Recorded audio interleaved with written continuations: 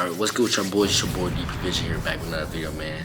In today's video, I'm finna give y'all 8 money spending habits that can get y'all from stop being broke. I am in college right now, and I've been in college for like 2-3 months, and so far I've seen the ups and downs of financial struggles. Okay, so I understand what it takes to get out of financial holes and how to build your wealth. And these are habits, by the way. So these are reoccurring things that you must do to get financial freedom and build your wealth. Okay, so the first one is paying yourself last. This is the most important one because it comes from financial philosophy from the book of Rich Dad Poor Dad, which is a book that I read myself. The principle is paying your bills and paying others first, paying off everything else that you have first and paying yourself last. Okay, so let's think about it like this. So say you're the boss, right? And y'all made, let's start small, and y'all made $1,000 in profit and revenue. Okay, so I got $1,000. You are the entrepreneur, so you got to pay your employees, pay all these things, and then you get all the money to yourself, right? Let's say you have to pay $300 to your employees, $100 to your operation cost, and $100 in supply chains like that, right? So that's $500. So now you end the day with $500, right?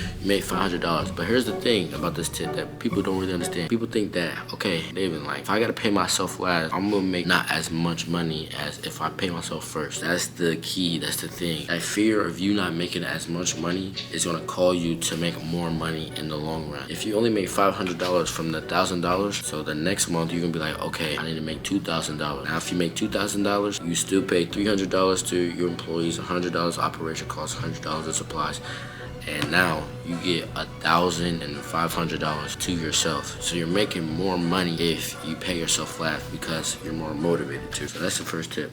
Second tip is don't keep up with friends' expensive tastes. If you can't hang, be transparent. Do not try to fit in. That is important. Do not try to fit into what society thinks is cool, or if you gotta spend money, don't get into that. So think about it like this, like especially in college, like if your friends are hungry and they got a better setup, maybe parents paying for their school, maybe other things like that, don't think that you have to go and buy lunch outside of school because this is where all your friends is going. If anything, ask if they can help you pay, or just don't go. It's as simple as that, because you don't want to waste your money knowing that you got a free option just because you want to fit in. Friends are cool and all, but people you want to hang around is people that understand your situation, understand your goals, and you're trying to be financially free, you're trying to conquer your debt and stuff like that. If they're making you like go out and try to just waste money on things where you got a better option, do not try to fit in. Like peer pressure is a killer of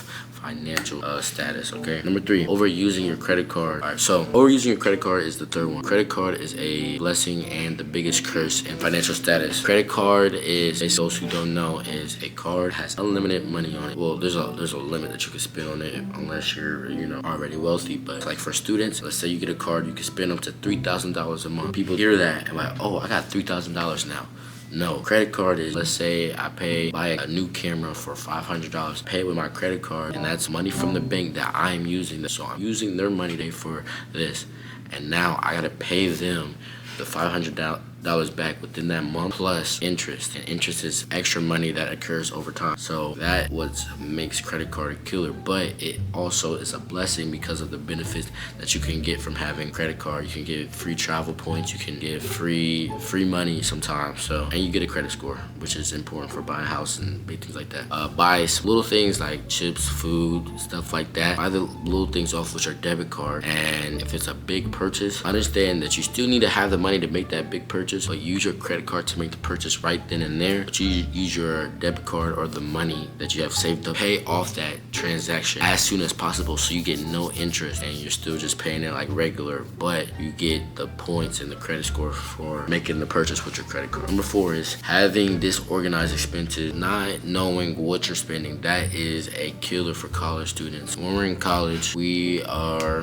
looking for all the free things, okay? And nothing is free in this world, okay? So when we see free trials or when we see buy now, pay later, we're thinking it's free, but no. What the free trials do, they put your card info in there and they give you a free week, maybe month, stuff like that. And you get so satisfied and so busy with having the app or whatever, the streaming service, and then they get you to be like a week or a month has passed by. So they charge your card immediately. Just understand that, okay, if I'm due start this free trial, I know I only get a week. So put in your calendar a week from now and know that, okay, I gotta cancel this the day before it will charge my cards, so I don't have to pay no fee. Also use tracking apps. Like, I think there's a tracking app. This is a most popular tracking app. I don't have it because I'm actually good with organizing my expenses, but it's called EveryDollar. I had it for a time when I was kind of like learning how to get it, how to understand where my money is being spent. And then once I made it a habit, which is what this video is all about, once I made it a habit, then I didn't need the app. But use that app for a good year, a good time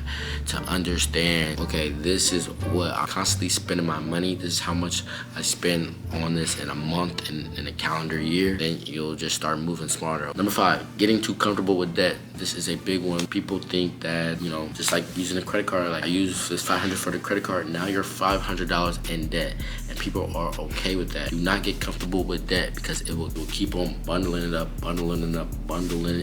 Then it will get so great that you cannot pay it off. And then while you're trying to get money to pay that off, you can't do the other expenses and other debt, like paying your rent and stuff like that. And especially for college, like you won't have money to pay your books because of this fee that's keep on bundling up on your credit card and stuff like that. And then the longer it takes while you're trying to make this money, interest is being added on. So now you gotta make more, which takes more time, which is this constant rat race that they want to get you in. Number 6, paying extra due to lack of plan. Plan ahead of time. Most people go on vacations and take trips and not knowing what the expenses, what it constantly looks like to take these fun trips. You need to understand what it costs to go on this trip, because if you don't have it and you're forced to use your credit card or you're forced to use money that you don't have, that can drain your wealth, and that's not what we want. Number 7 is paying too much in taxes.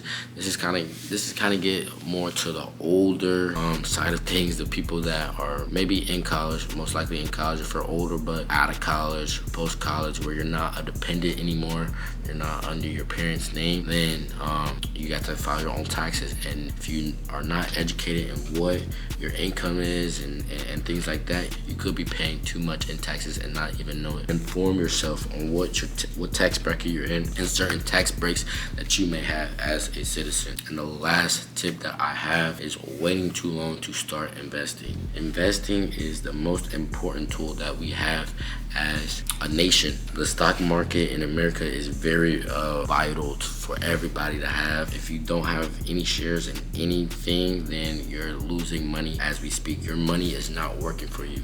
If your money is constantly in a savings account, it is not working for you.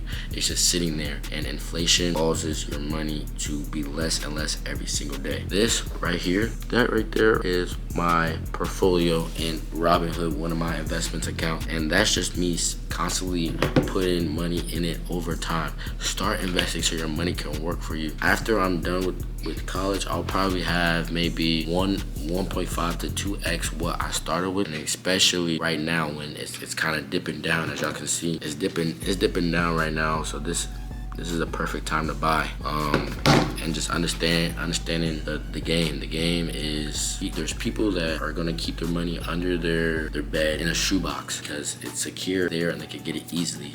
And there's people that are gonna invest their money where it can work for them and it can constantly build and gain the money while they're asleep. That's the most important thing, gaining money while you're asleep, because that is time. Time is money, as you heard.